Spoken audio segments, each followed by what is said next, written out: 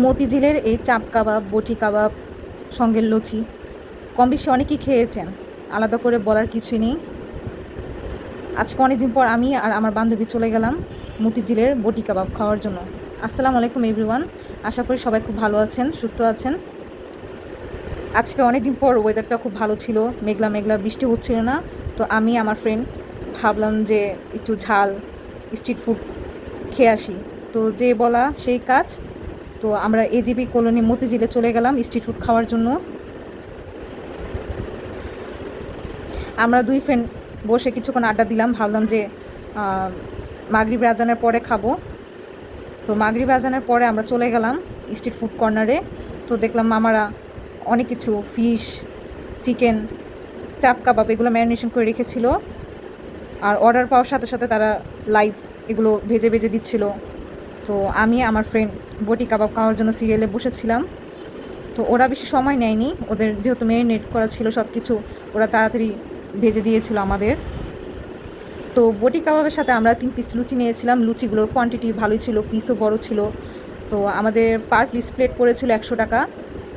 তো দাম হিসাবে আমি বলবো যে এগুলা খাওয়ার জন্য মাস্ট ট্রাই আইটেম। অনেকে এখানে বসে বসে খাচ্ছিল, মোটামুটি ভালোই সিরিয়াল ছিল। আর সন্ধ্যার টাইমে সবাই কম বেশি চলে আসে স্ট্রিট ফুড এক্সপ্লোর করার জন্য। তো আমার ফ্রেন্ড আর আমি একটা সিট নিয়ে বসলাম, কাবাব খাওয়ার জন্য ওয়েট করতেছিলাম। আর এদিকে অনেক মানুষের ভিড় ছিল, মোটামুটি সবাই এই সন্ধ্যার টাইমটা হলে এখানে চাপ কাবাব, বটি কাবাব, ফিশ কাবাব খাওয়ার জন্য রেডি থাকে।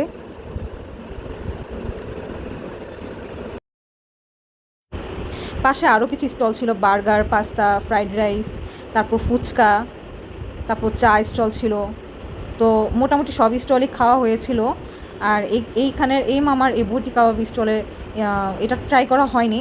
তো আমি আমার ফ্রেন্ড ভাবলাম যে আজকে এই স্টলের বটি কাবাবটা ট্রাই করব।